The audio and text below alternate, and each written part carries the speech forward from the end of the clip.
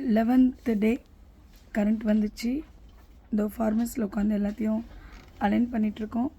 Save பண்ண எல்லா ட்ரக்ஸையுமே இன்ஜெக்டபிள்ஸையுமே பத்திரமா சேவ் பண்ணி வச்சதெல்லாம் எடுத்து ரீப்ளேஸ் பண்ணியிருக்கோம். பட் என்னென்ன ட்ரக்ஸ் என்னென்ன இதில் இருக்குதுன்னு தெரியல. மற்றபடி எல்லாமே 30 டிகிரி செல்சியஸ் இதுதான். ஆனாலும் இந்த மன உளைச்சலுக்கு, இந்த மன வேதனைக்கு யார் பொறுப்பு? இந்த 10 நாள் அலைச்சலுக்கு யார் பொறுப்பு? 10 நாள் எங்களால் சேவை பண்ண முடியாமல் போனதுக்கு யார் பொறுப்பு? நேற்று நைட் எஃப்ஐஆர் போட்டிருக்கோம். அதே எஸ்ஐ சொல்கிறாரு, எல்லாம் ஒன்றும் சாதாரண எஃப்ஐஆர் தான், நீங்கள் கொஞ்சம் பொறுமையாக இருந்திருந்தால் நிறையா பண்ணியிருப்போம். இதுக்கு மேலே என்ன பொறுமையாக இருக்கணும்? எவ்வளோ பொறுமையாக இருக்கணும்? சட்டம் நம்ம நண்பன், காவல்துறை நம்ம நண்பன் சொல்கிறோம். நிறைய நல்ல அதிகாரிகள் இருக்கிறாங்க. ஆனாலும் இந்த சின்ன லெவல்லேருந்து தான் பெரிய அதிகாரிகளுக்கு போகுது.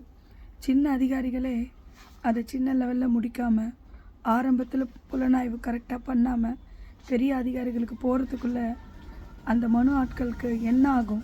என்ன நிலைமை ஆகும்? இறந்து போயிடுவாங்களா? உயிரே போயிடுமா?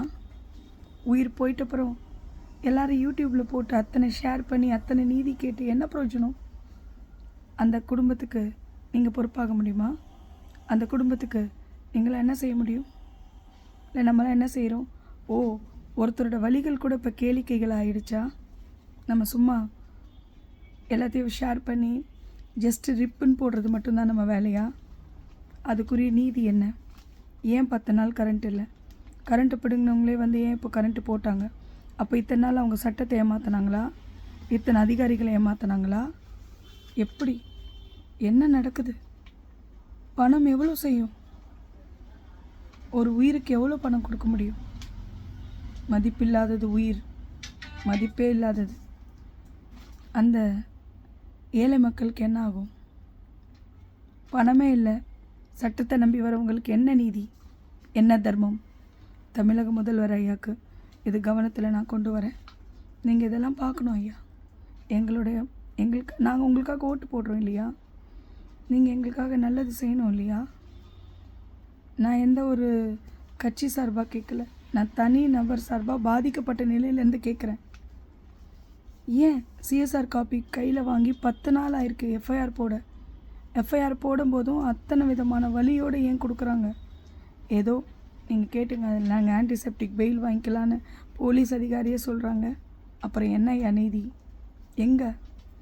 ஏன் உயிர் காக்கும் மருத்துவர் உயிர் காக்கும் மருந்தகத்தை மூடுற அளவுக்கு துணிகிறாருன்னா அவர் பின்னாடி இருக்கிற அந்த லோன் டீம் மேலே ஏன் ஆக்ஷன் எடுக்கலை? ஏன் ஒரு பிரச்சனையில் மாட்டிட்டப்புறம் நம்ம சும்மா நியூஸு தான் பரப்புவோமா? நம்ம நியூஸு தான் சும்மா டெலிவரி பண்ணுவோமா? யாருக்கும் தீர்வு காண்றதுக்கு நியூஸ் இல்லையா? சட்டம் வந்து தீர்வு காணவே சட்டம். நான் எதுவும் வக்கீலுக்கு படிக்கலை, எதுவுமே படிக்கலை. எங்கே போனாலும் கம்ப்ளைண்ட் கொடுக்க போனால் உனக்கு யார் வக்கீல் இருக்கான்னு கேட்குறாங்க. எனக்கு எதுக்கு வக்கீல்? நீதிக்கு பலன் இல்லையா? நியாயத்துக்கு பலன் இல்லையா? ஒரு தனி நபராக ஒரு லேடிஸ் அலையிறாங்கன்றது கூட யாருக்கும் இறக்கம் இல்லையா?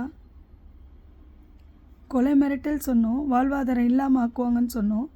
வாழ்வாதாரம் இல்லாமல் ஆக்கிட்ட 10 நாள் அலைய விட்டுட்டாங்க. எல்லா இடத்துக்கும் போயிட்டோம்.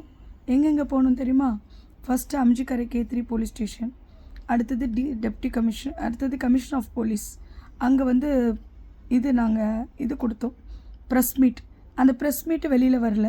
அதனால் இனிமேட்டு ப்ரெஸ்ஸையும் நம்பி பிரயோஜனம் இல்லை. அதுக்கப்புறம் நாங்கள் வந்து டெப்டி கமிஷன் ஆஃப் போலீஸ், அதுக்கப்புறமா நாங்கள் வந்து டிஜிபி ஆஃபீஸ் போனோம். அங்கே எங்களுக்கு டைமில் இருந்தால் டெப்டி கமிஷன் ஆஃபீஸில் அனுப்புனாங்க. அதுக்கு அடுத்த நாள் சிஎம் செல், அப்புறம் ஹோம் செக்ரட்டரி, அதுக்கப்புறமா ஹெல்த் செக்ரட்டரி, அதுக்கப்புறமா இபி மேலே நம்ம தான் தப்பு பண்ணிட்டோமான்னு சொல்லி இபி ஆஃபீஸ்க்கு போனோம். ஐஏஎஸ் ராதாகிருஷ்ணன் சாரோட அசிஸ்டண்ட்டை பார்த்தோம். அதுக்கப்புறமா ப்ரெஸ் கிளப், அதுக்கப்புறமா நிறையா விகடன், ஜூனியர் விகடன், அதுக்கப்புறமா திருப்பி தலைமைச் செயலகத்தில் போயிட்டு திருப்பி ஹோம் செக்ரட்டரிகிட்ட கொடுத்த இது வந்து ஜாயின்ட் செக்ரட்டரிகிட்ட போயிருக்கு. திருப்பி சிஎம் செல், திருப்பி அங்கேருந்து நேற்று கரண்ட் வந்துருச்சுன்னு எங்களுக்கு எஸ்ஐ ஃபோன் பண்ணி சொல்கிறார் கரண்ட்டு போட்டுட்டாங்கன்னு. சப் இன்ஸ்பெக்டர் ஆஃப் ஆஃபீஸர் எங்களுக்கு ஃபோன் பண்ணி சொல்கிறாங்க. ஆனால் நாங்கள் ஃபார்மஸில் தான் இருக்கோம், கரண்ட்டு வரல.